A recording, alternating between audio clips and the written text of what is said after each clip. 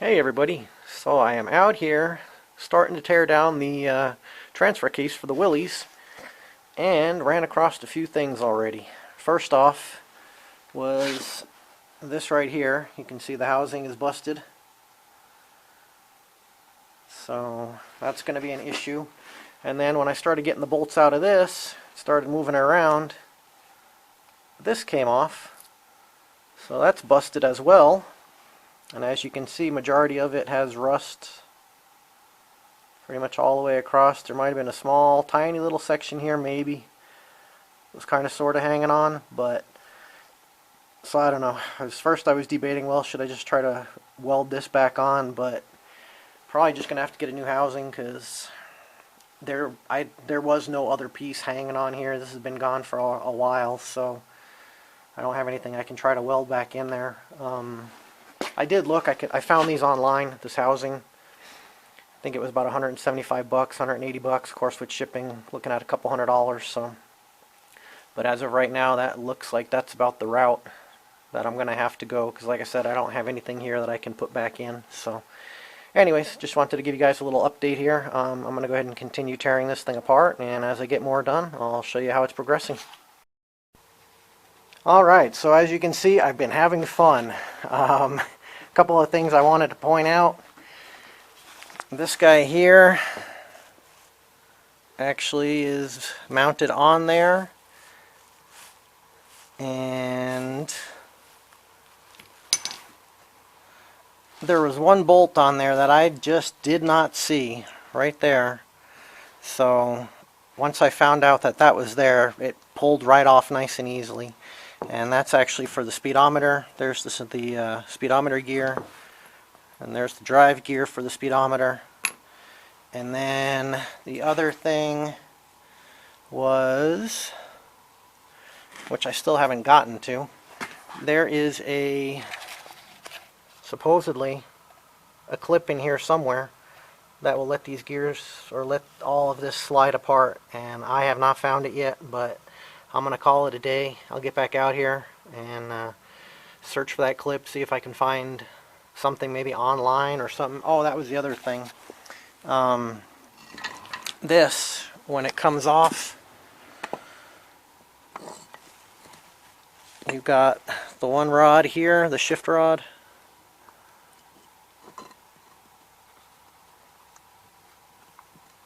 And then the other shift rod goes into the transmission, which works the fork, which you can't see, but it makes this gear here move back and forth.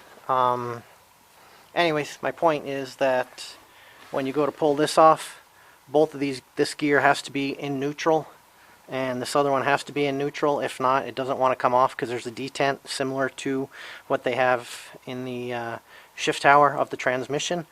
There's a detent that's in between the two rods, so you can't actually have them engaged at the same time. So this has to be in neutral, that one has to be in neutral, and then it relatively slides off pretty easy. This one obviously has got a bunch of stuff on the shaft, so it was a little difficult to come off, but I could definitely tell the difference between when I had it in gear and when I popped it into neutral. So just a little something for you guys. I am obviously by no means an authority on these transfer cases, but just a couple little things I've picked up tearing this one apart. If it helps you out, great.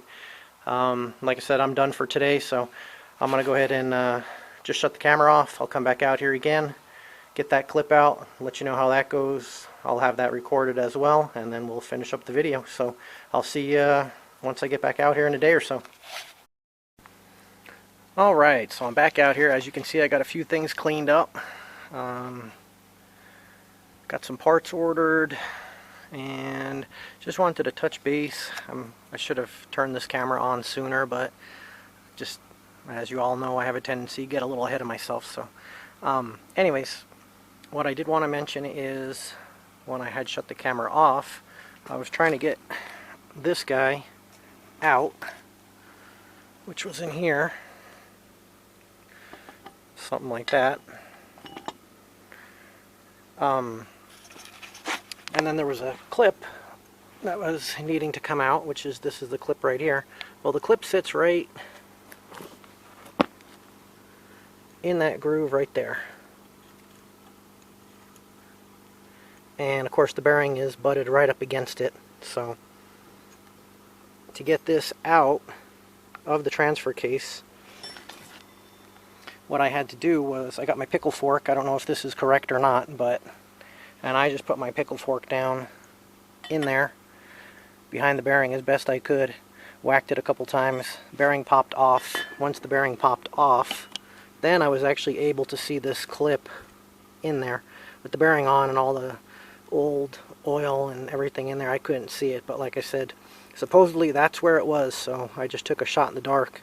But yeah, once I got the bearing popped out of the way, I could see that's where it was, and I was able to get it out. So just wanted to let you guys know, in case you're doing one of these first time like me, hopefully it'll help you out. That's where it is. And again, I got a few parts cleaned. I got some more stuff I need to clean, obviously, and I got some parts on order. So just wanted to give you a little update on that, and I'm going to go ahead and shut this camera off, and then when I get some more stuff done, I'll turn it back on and show you how it's coming along. Alright, so as you can see, I got a little ahead of myself, like I have a tendency to do. The transfer case is back together. It is actually matted up with the transmission, and I got it sitting on my cool little dolly I made for it, just to roll it out of the way in the meantime. The two pieces separately aren't too heavy, but I'll tell you what, you put them together, they start to get a little weight to them, so rather than wearing myself out moving it around, picking it up and carrying it around, I figured I'd just make a little makeshift dolly for it. That way I can roll it around until I need it. Obviously I still got to clean up the bell housing, get it painted, fork, yada yada yada, that stuff. But as far as the transfer case goes, we're back together. I did get new yoke on the front.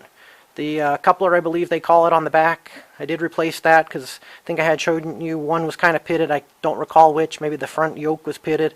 The back had a groove in it, so trying to avoid oil leaks. Went ahead and just replaced the two of them. Had thought about sleeving it, but I really didn't have any luck finding a sleeve, so just spent the extra money and bought two new yokes. And oh, so this is the piece that was busted off, which I think I had mentioned, maybe even showed it to you.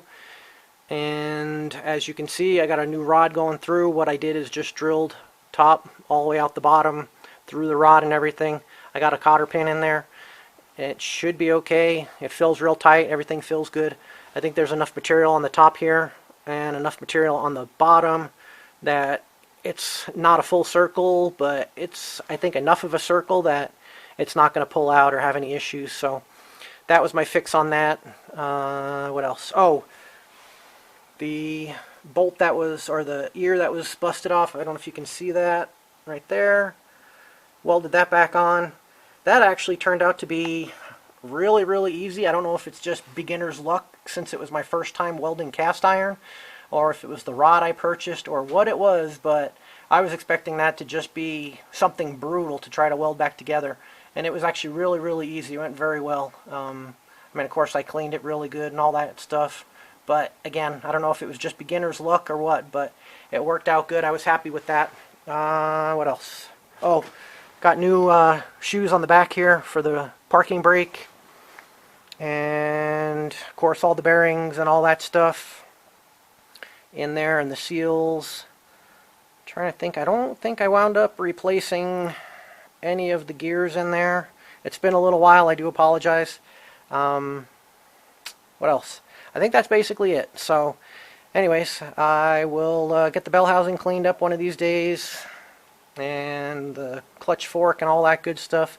But for right now, this is going to be done. Just put on my little kind of homemade cart, half homemade, half purchased cart I've had laying around for a while, just so I could roll it out of the way. Thing gets a little heavy when you start bolting it all together, so I figured instead of wearing myself out, I could just roll it around in the meantime until it's ready to go into the Jeep. But anyways, thank you guys for watching, and we'll see you in the next video.